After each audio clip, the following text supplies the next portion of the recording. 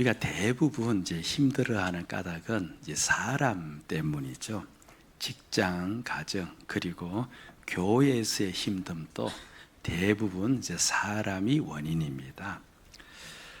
때론 우리는 사람이 가장 무섭다는 말도 해요. 정말 사람이 무섭다는 느낌이 들어요. 지금 세계 초강대국인 미국 대통령 한 사람이 온 세계를 혼돈과 두려움에 막 빠뜨리지 않습니까?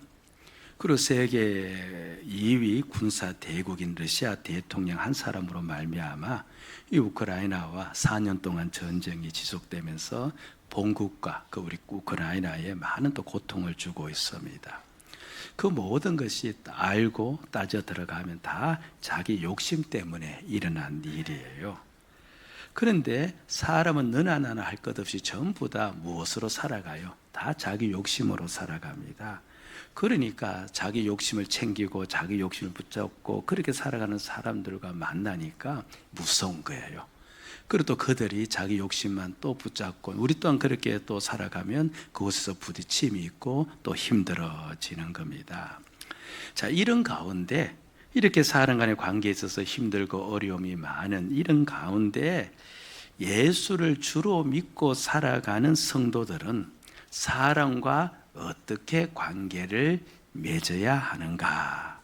바로 그것이 오늘 우리에게 주시는 말씀이에요. 자, 저를 한번 보시고요. 그러니까 예수를 주로 삼고 살아가는 사람들, 그런 자들은 과연 사람들과 어떻게 관계를 맺어야 될까? 그걸 배우는데, 근데 먼저 우리는 성도에게는 반드시 일어나야 될 일 한 가지가 있음을 기억해야 됩니다. 반드시 우리에게는 그 일이 일어나야 돼요. 어떤 일인지 에베소서 1장 3절에서 밝혀주고 있는데, 자, 우리 주의를 집중하는 차원에서 크게 한번 읽어봅시다. 찬송하리로다 하나님 곧 우리 주 예수 그리스도의 아버지께서 그리스도 안에서 하늘에 속한 모든 신령한 복을 우리에게 주시되, 사도 바울이 찬송하리로다 하면서 이제 뒷부분에 보면은 하나님께서 우리에게 뭘 주셨다고 합니까? 하늘에 속한 모든 신령한 복, 저것은 구원과 관계된 것들이에요. 그러니까 사도 바울은 자신이 구원받았고 그리고 구원받음으로 일어난 여러 가지 일들에 대해서 하나님께 뭘 하고 있는 거예요? 찬양을, 감사를 하고 있는 겁니다. 우리가 지금 이제 3절, 4절 말씀을 통해서 확인해 보려고 하는데요. 비록 이 3절, 4절 속에서도, 그리고 베드로후서 1장 3절, 4절이죠. 여기에서 찬양과 감사라는 말이 쓰여지지는 않았지만 베드로는요, 온 힘을 다해서 바로 이 주님을 찬양하고 있는 거예요. 바로 그 구원에 대해서 찬양하고 있는데, 근데 성도에게서 꼭 한 가지 일어나야 될 일이 무엇냐 하면 다른 것이 아니라 바로 성도는 바로 구원받음으로 인해서 주님을 찬양할 수가 있어야 되는 거예요. 그런데 그것이 어쩌다 한 번이 아니라 우리의 삶을 살아가는 어간 가운데 계속적으로 주님을 찬양하고 감사할 수 있는 그 일이 우리에게 일어나야 돼요. 왜냐하니까 그 일이 일어나야 성도의 신앙생활이 정상화가 되어져요. 성도의 신앙생활이 정상화가 되어지면 사람과의 관계도 주님이 원하시는 방향으로 맺어갈 수가 있는데, 그게 되지를 않으면요, 이 성도의 삶 자체가 정상화가 안 되어요. 그래서 오늘 이 시간 먼저 우리가 사람과의 관계를 어떻게 해야 될까, 그걸 먼저 보기 전에 우리가 주님을 찬양하며 살아야 되잖아요. 그래서 3절, 4절을 통하여서 우리가 무엇을 깨달으면 찬양할 수 있는지를 확인하려고 합니다. 두 가지를 가르쳐 주는데, 오늘 이 두 가지 사실이 우리에게 깨달아짐으로 우리의 살아가는 삶의 어간이 찬양하는, 주님을 높이는, 찬양하는 그런 삶이 되어져야 될 줄로 믿습니다. 아멘. 두 가지 중에 첫 번째는요, 꼭 이것을 우리가 깨달아야 된다는 겁니다. 성도를 영생의 삶에 이르게 하신 분은 주님이시다는 겁니다. 그러니까 우리를 어디에 이르게 하신 분? 영생의 삶에 이르게 하신 분은 내가 아니고 누구이시다? 주님이시다. 이걸 꼭 깨달아야 돼요. 지금 우리가 입으로 이렇게 고백은 했지만 마음에서부터 깨달아지면 우리가 주님을 찬양할 수가 있는데, 3절 이제 상반절을 보는데요. 여러분 보기 전에 3절을 그냥 우리가 한번 읽어봅시다. 시작. 아니, 에베소서 말고 베드로후서 1장 3절 시작. 그의 신기한 능력으로 모든 것을 우리에게 주셨으니 이는 자기의 영광과 덕으로서 우리를 부르신 이를 알므로 말미암음이라. 여러분 저 3절을 쭉 읽으면서 내용이 머릿속에 구체적으로 들어와요? 아니면 무언가 되게 어려워 보여요? 어려워 보이죠? 그럼 오늘 설교가 어렵겠어요? 쉽겠어요? 설교가 만만치 않다는 걸 벌써 우리가 짐작할 수가 있어요. 그래서 오늘 정신을 좀 이렇게 더 세우셔야 됩니다. 왜냐니까요, 이 베드로가 이제 편지를 쓸 때 그 받은 대상들 있잖아요. 대상들은 물론 이제 곳곳에 흩어진 성도들이에요. 근데 그 성도들이 어디에 살았느냐 하니까 로마 제국 내에 살았고, 그 로마 제국이 그 당시에 헬레니즘 문화권 속에 있었던 거예요. 그러니까 그리스 철학을 바탕으로 한 문화가 바로 헬레니즘 문화인데, 그 그리스 철학이 그렇죠 유행하였고 그 철학의 영향을 받고 있었던 거예요. 그럼 그들이 이제 알아듣기 쉽게 나름대로 베드로도 이제 편지를 써야 될 거 아니에요. 그러면 베드로의 편지 내용도 당연히 뭡니까? 그들이 알아듣기 쉽게 쓰려면은 그들의 문화 속에서 들을 수 있을 만한 단어를 선택해서 또 써야 되잖아요. 그런데 그렇게 해서 다 썼는데 그 정작 우리에게는 어때요? 이 말씀이 어렵게 느껴지는. 그래서 다시 또 재해석을 해서 우리가 들어야 되거든요. 그래서 오늘 그 과정이 좀 있기 때문에 정신줄 놓치면요, 오늘 그냥 다 놓쳐버려요. 그렇게 정신줄 놓치지 마시고 좀 신경을 더 세워서 한번 들어보시길 바랍니다. 지금 우리가 뭘 가지고 이야기하고 있어요? 우리가 주님을 찬양하면서 살아야 되는데, 그러면 두 가지 사실을 깨달아야 된다. 그리고 먼저 깨달아야 될 것은 성도를 영생의 삶에 이르게 하신 분은 누구이시다? 주님이시다. 이걸 진정으로 깨달아야 된다고 이야기했습니다. 자, 그러면서 3절 상반절 말씀을 우리가 다시 한번 읽어보면, 노란색으로 칠해져 보면 시작. 그의 신기한 능력으로 생명과 경건에 속한 모든 것을 우리에게 주셨으니. 자, 저게 무슨 말이냐니까요. 자, 그냥 표면적으로만 우리가 대답해 보시기 바랍니다. 주님은 성도들에게 뭘 주셨대요? 생명과 경건에 속한 모든 것, 이렇게 되어 있죠. 그래서 먼저 우리가 뭘 알아야 되죠? 생명과 경건이 무엇인지 알아야 되는 겁니다. 이 생명과 경건은 두 단어인데, 근데 그 당시에 이 두 단어를 나열해서 한 가지 의미를 전달하는 이중 표현법이 유행을 했대요. 그러니까 두 단어지만 결국 의미는 한 가지입니다. 하나예요. 그런데 사실 성경에는 저런 표현을 많이 쓰고 있어요. 여러분 구약을 읽어보면요, 주의 선하심과 인자하심이, 이런 말이 나오잖아요. 그 선하심과 인자하심, 이 두 단어가 늘 같이 나와요. 그러니까 각각의 단어의 의미를 전달하기보다는 그 두 단어를 합쳐서 한 가지 의미, 주님은 우리에게 선하신 하나님, 그렇죠. 그 하나님을 이제 부각시키고 그렇게 나타내기 위해서 그렇게 이제 기록을 했는데 마찬가지입니다. 여기서 이제 생명과 경건이 한 가지 의미를 전달하는데 그게 뭐냐 하니까요. 먼저 이제 생명이라는 말은 우리가 가지고 있는 사람 생명을 이야기하는 것이 아니고요, 하나님 생명을 가리키는 거예요. 그런데 하나님 생명을 또 다른 말로 표현을 하는데, 사람도 생명이 있고 하나님도 생명이 있다면 똑같은 생명을 쓰면은 구별이 안 되잖아요. 그래서 하나님 생명을 어떻게 구별시키느냐니까 영생이라는 말을 쓰는 거예요.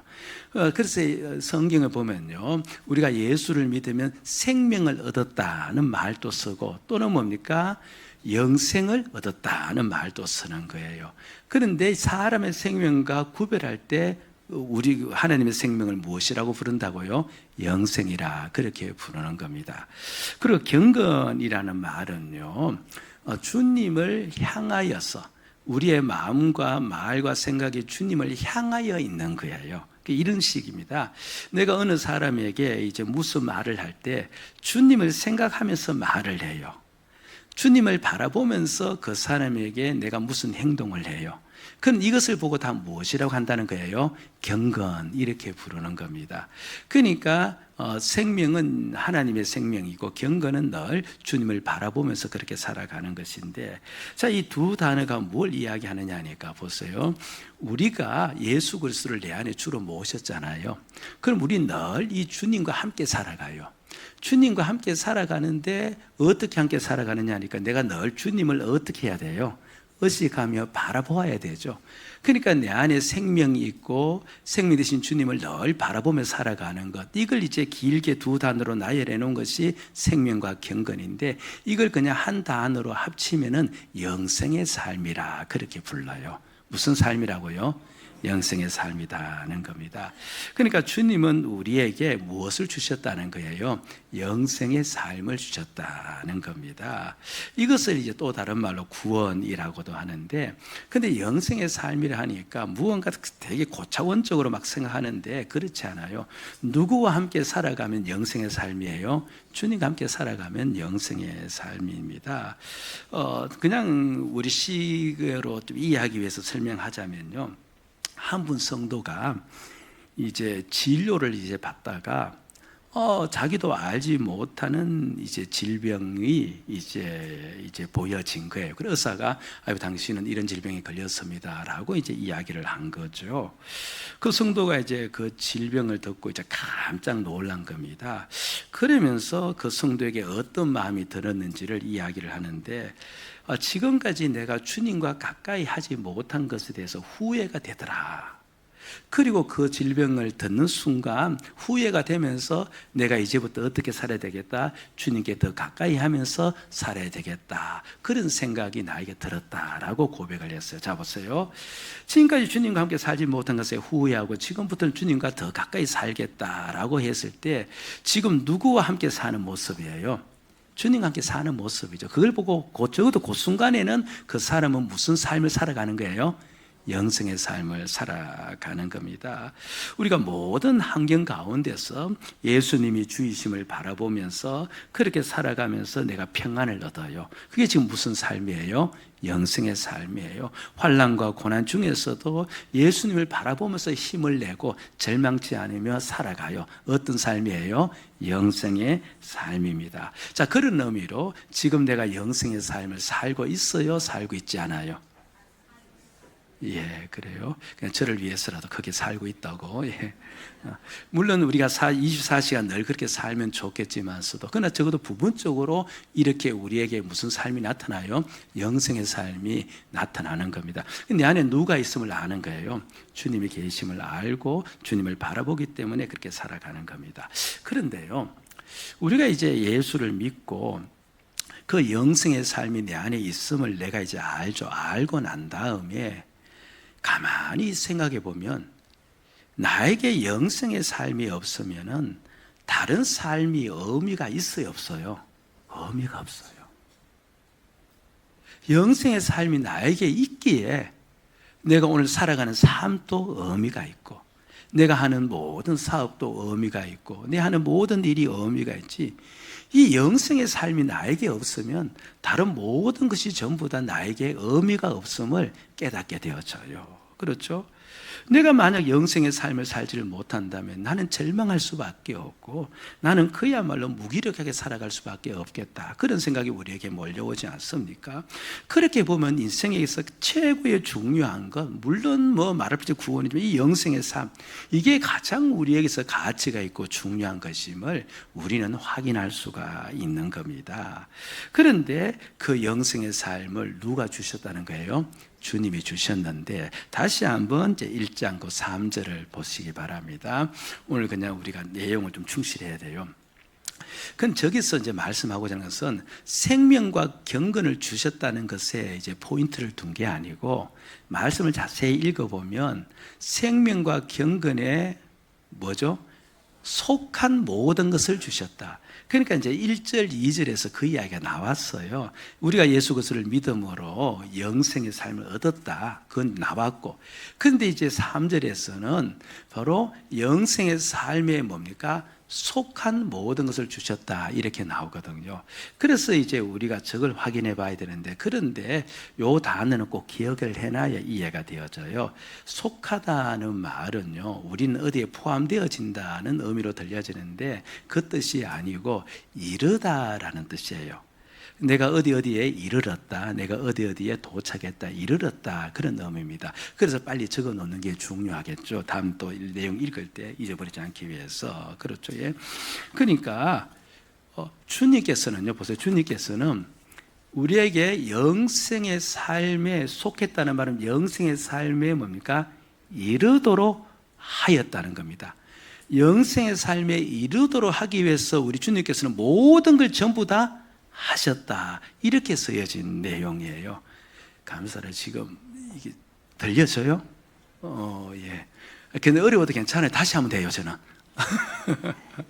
그러니까 영생의 삶에 이르도록 주님께서는 어떠든 우리가 영생의 삶을 얻도록 주님께서 뭘 하셨다? 모든 걸 전부 다 하셨다. 그걸 지금 저 본문에서 일러주고 있는 겁니다.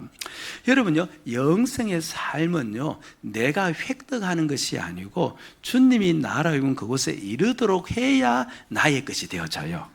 아멘. 그렇죠. 예. 지금 나라가 이제 부동산 문제로 시끄럽지 않습니까? 이유는 간단합니다. 제가 이제 가끔 토론을 듣다 보니까 이런 내용이 되고만요. 이제 사람은 이제 전부 다 풍요한 삶을 살기 위해서 끊임없이 노력하는데 그 풍요한 삶을 사는 것 중에 하나가 지금 무엇을 얻는 거예요? 집을 이제 소유하는 것인데, 그런데 이제 정부가 대출 막아놓고 세금 많이 때리면 그럼 도대체 누가 집을 얻을 수가 있느냐? 사람은 당연히 더 나은 삶을 바라는데 왜 정부가, 오해하지 마세요. 지금 정부 이야기하는 게 아니고 다른 이야기예요. 정부가 왜 그렇게 이제 사람의 그 풍요한 삶을 막느냐? 이제 한쪽에서는 이런 시각 때문에 왈가왈부하면서 시끄러운 겁니다. 예. 그러니까 자세히 보세요. 사람들 세계에서는요, 풍요한 삶을 살려고, 더 나은 삶을 살려고 어떻게 해야 된다고 생각합니까? 더 많이 노력하고 더 많이 수고해야 된다고 생각해요. 그렇죠? 근데 이 영생의 삶을 사는 것은 우리의 수고로 말미암은 것이 아니고 우리 주님이 거기에 뭡니까? 이르도록 하면 나는 영생의 삶을 소유하게 되어진다는 것을 지금 이야기하고 있는 겁니다. 그럼 이제 이 영생의 삶에 이르도록 하기 위해서 주님께서 모든 걸 하셨다고 했잖아요. 뭘 하셨다고 했는데, 그럼 도대체 주님께서 뭘 하셨는가? 이제 그걸 봐야 되는데 3절 다시 초두를 봅니다. 초두를 보면요, 생명과 경륜에 속한 모든 것을 우리에게 주시기 위해서 그 앞절에 보니까 무엇으로 하셨대요? 그의 신기한 능력으로 하셨다. 그렇게 이야기합니다. 신기한 능력은요, 정확히 해석하면 신적 능력이에요. 신적 능력. 그리고 주님의 능력을 말하는데, 주님이 베푸신 그 능력으로 말미암아 우리가 어디에 이르렀다? 영생의 삶에 이르렀다는 겁니다. 그냥 그 논리를 놓치지 않기 위해서 따라합시다. 주님이 베푸신 능력으로 영생의 삶에 이르렀다. 그 주님 베푸신 능력을 표현을 어떻게 한 거예요? 신기한 능력, 신적 능력으로 표현한 겁니다. 그러면 구체적으로 주님 베푸신 능력이 무엇인가 하면 다른 걸 가리키는 것이 아니고요, 주님이 이 땅에 사람으로 오신 거예요. 여러분, 하나님이 사람으로 오는 게 사람의 능력이에요? 신적 능력이에요? 그 신적 능력입니다. 그리고 사람으로 오신 예수께서 모든 사람의 죄를 다 대신하시고 돌아가신 거예요. 사람은 사람의 죄를 대신할 수가 없어요. 그러니까 모든 사람의 죄를 전부 다 자기가 껴안고 담당하여 그렇게 돌아가고 죄를 살려면 그것은 누구의 능력이어야만 돼요? 바로 신적 능력, 주님의 능력이어야만 됩니다. 그렇게 죽으신 예수가 부활하셨어요. 무슨 능력이에요? 신적 능력이에요. 그러니까 주님께서 우리에게 신적 능력으로 영원한 삶에 이르게 했다는 말은 곧 우리에게 무엇을 주었다는 말입니까? 이 땅에 사람으로 오시고 그리고 우리 죄를 대속하시고 그리고 부활하셨다는 것을 한 단어로 이야기하면 어떤 단어예요? 십자가가 되겠죠.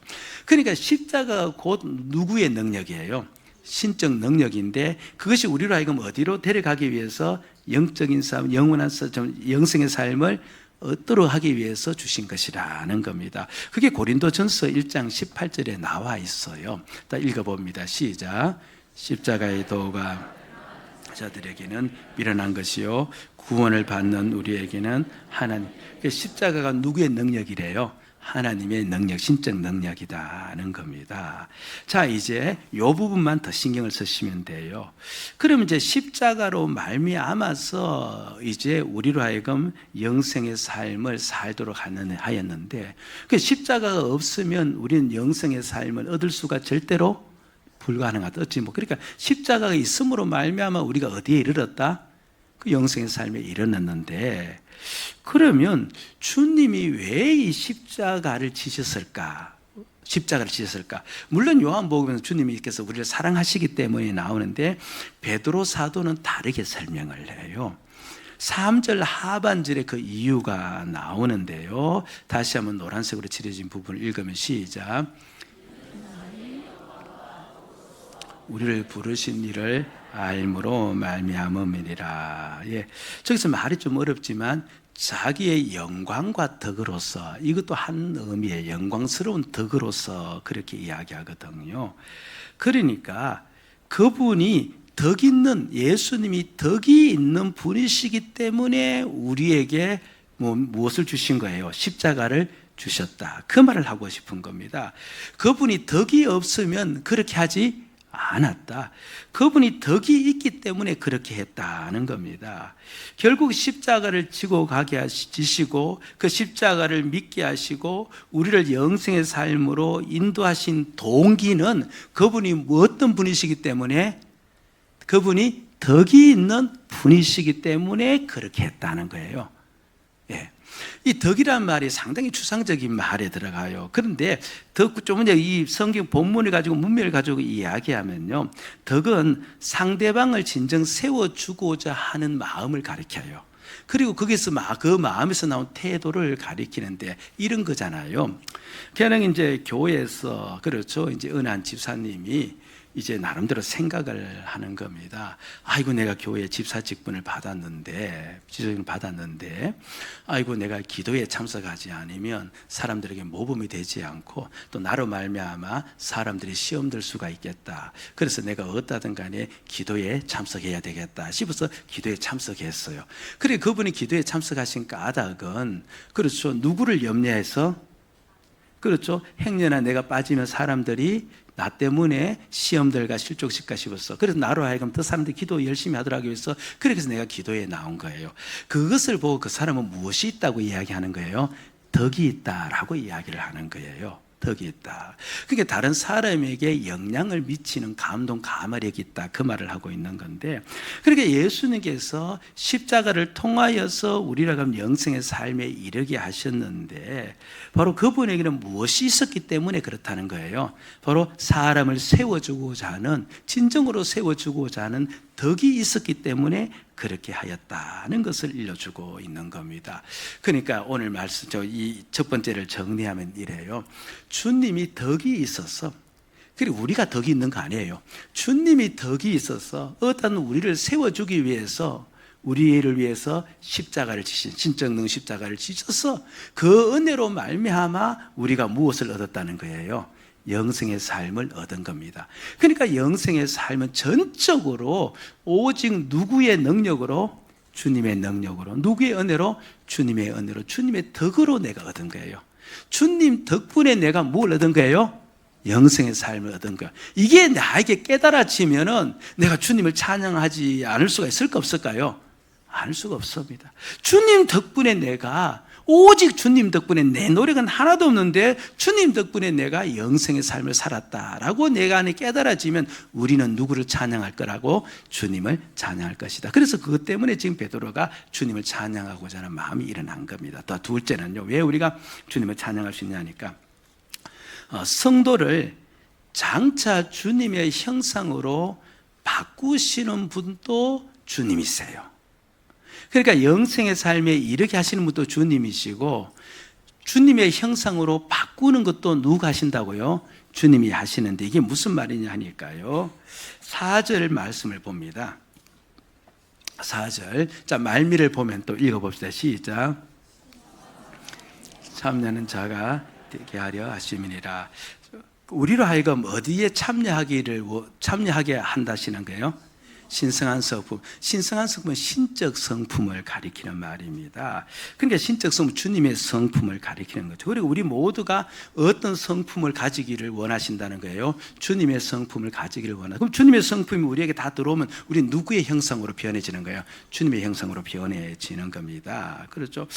저 말씀을 왜 저렇게 4절에 했느냐 하니까, 자 4절 상반절을 다시 한번 보면요, 시작. 이로써 그 보배롭고 지극히 큰 약속을 우리에게 주셨다. 그러니까 주님이 우리에게 보배롭고 지극히 큰 약속을 우리에게 하나 주셨는데 그 약속이 뭐냐니까 영생의 삶을 살고 있는 우리들이 이제 어디에 참여하도록 만들겠다는 거예요. 신의 성분, 누구의 모습으로? 주의 형상으로 우리를 변화시키겠다고 주께서 뭘 하셨다는 거예요? 약속을 하셨다. 지금 그 이야기를 하고 있는 겁니다. 그렇죠? 예. 자, 이게 무슨 말씀인가 하니까 보세요. 그럼 주님이 언제 그 약속했냐? 성경 어디에 약속했냐? 이제 찾아보아야 되는데, 그런데 아까 우리가 주님은 어떠한 자신의 십자가로 말미암아 우리로 하여금 어디에 들어가게 하셨다? 영생의 삶에 들어가게 하셨다는 겁니다. 자, 보세요. 그래서 우리가 지금 영생의 삶을 살아가요. 아멘? 살아갑니다. 그런데 가만히 보세요. 우리의 영생의 삶이 완전합니까? 완전하지 않습니까? 우리가 정말 그렇죠, 주님과 함께 더불어 살아간다면 슬픔을 그렇죠, 우리가 같이 겪으면서 슬퍼하고 좌절하고 낭망하고 두려워하고 이런 게 있어야 돼요? 없어야 돼요? 이게 없어야 됩니다. 주님과 함께 사는 삶은 천국의 삶인데요, 이런 게 있으면 안 되잖아요. 그런데 우리가 살면서 영생의 삶도 살지만 또 반대되는 그렇죠, 또 낭망하고 또 좌절하고 한숨 쉬고 그런 삶도 살잖아요. 그런 삶을 사는 까닭이 어디에 있습니까? 우리가 지금 어디 안에 있기 때문에 그래요. 바로 육신 안에 있기 때문에. 육신 안에는 무엇이 남아있어요? 우리의 옛 본성이 남아있어요. 자기 욕심대로 살고자 하는 옛 본성이 남아있어서 여전히 그 옛 본성대로 반응하다 보니까 무슨 문제가 다가오면 그냥 그렇죠, 반응을 하다 보니까 낭망하고 오직 주님 바라보면서 그 낭망을 떨쳐내야 되는데도 그냥 옛 본성 때문에 그렇게 살아가는 겁니다. 분명히 영생의 삶에 이르기는 이르렀어요. 그런데 완전한 영생의 삶은 아닌 거예요. 그런데 주님께서 너로 하여금 영생의 삶을 살도록 내가 이르도록 만들겠다라고 했을 때 주님은 이렇게 불완전한 영생의 삶만을 이야기할까요? 아니면 완전한 영생의 삶도 염두에 두실까요? 그렇죠. 완전한 영생의 삶을 살도록 염두에 뒀겠죠. 그럼 완전한 영생의 삶을 살려면요, 우리 자신이 일단 어떻게 되어져야 돼요? 완전히 주의 성품으로 바뀌어져야 돼요. 주의 형상으로 바뀌어져야 돼요. 그러니까 나에게 영생의 삶을 주시겠다고 이르겠다고 말씀하신 그 순간 우리 주님은 곧 무엇을 염두에 두셨다는 거예요? 완전한 영생의 삶을 염두에 두셨다는, 그 약속도 거기에 들어가 있다는 겁니다. 그래서 그 약속을 이제 했기 때문에 내가 지키겠다는 거예요. 그 나로 하여금 온전히 주의 형상으로 바꾸어서 그렇죠, 주님과 함께 완전히 살아가는 그 삶이 나에게 이루어지는 까닭은 누가 나에게 약속했기 때문에, 주께서 나에게 약속을 했기 때문에 그렇다는 겁니다. 그래서 4절 한 번만 더 봅니다. 4절 시작, 노란색만 시작. 이 약속으로 말미암아 너희가 예, 그 말이 되게 다 어려워요. 그러다 보니까 설교가 자꾸 이제 이렇게 설명하게 되어지는데, 이 약속으로 말미암아 너희가 정욕 때문에 세상에서 썩어질 것을 피한다, 이 말이에요. 그러니까 정욕은 죄를 가리키는 대명사라 생각하시면 돼요. 그리고 세상에 썩어진다는 것은 우리 육체를 이야기한 것도 되지만, 그러나 하나님의 심판을 가리키는 말이기도 해요. 원래 우리는 이제 다 죄 때문에 어떻게 되어져요? 하나님의 심판을 받게 되어지죠. 그런데 오늘 말씀 보니까 그 약속 때문에 하나님은 우리를 무엇을 피하도록 만들어주겠다는 거예요? 하나님의 심판을 피하도록 만들어주겠다는, 그 주의 성품을 그래서 참여하도록 만들겠다 이야기하거든요. 이게 언제 일어나는 일이에요?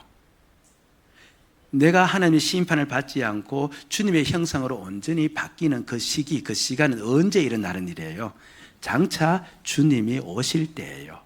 장차 주님이 오실 때, 그때 반드시 주님은 약속했기 때문에, 영생의 삶을 주시기로 약속했기 때문에 우리로 하여금 그렇죠, 심판하지 아니하고 누구의 모습으로 바꾸어서 주의 형상으로 바꾸어서 온전한 영생의 삶을 살도록 그렇게 이끌어 가겠다는 겁니다.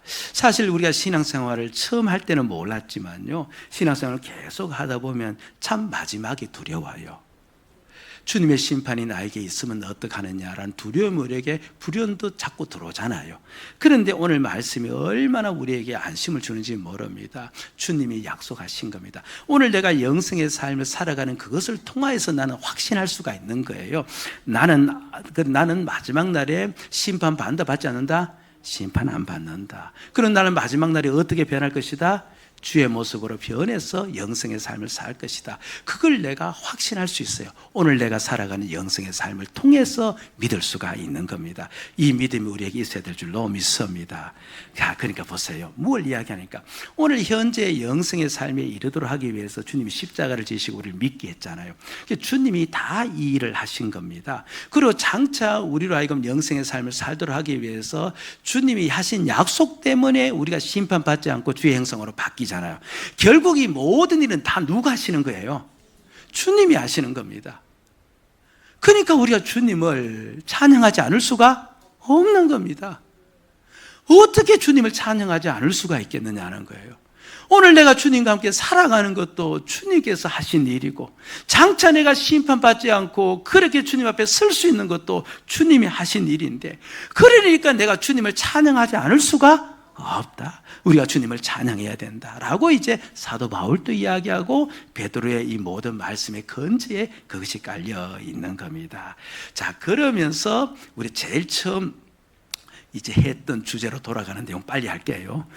주제가 뭐예요? 믿는 자로서 사람들과 어떻게 관계를 하면서 관계해야 될까? 그걸 지금 우리가 보고자 했잖아요. 지금 정신줄 놓고 있지 마시고요. 이제 이렇게 잡으시기 바랍니다.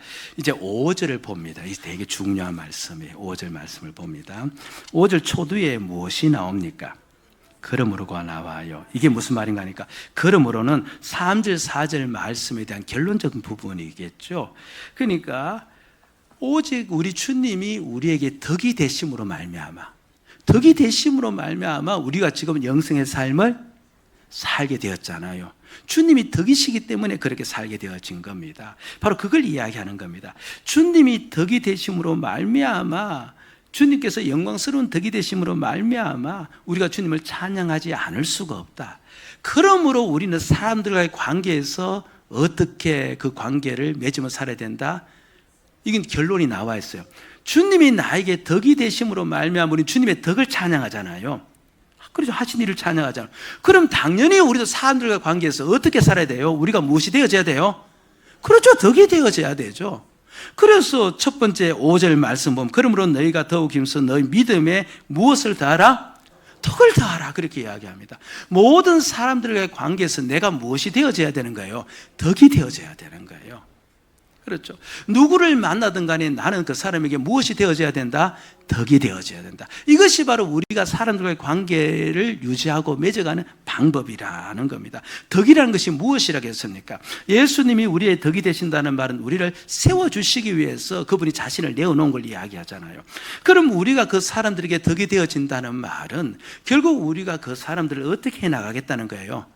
그 사람들을 세워주고 그 사람들을 어떠하든 간에 높여주는 방향으로 나가면 나는 무엇이 되어지는 거예요?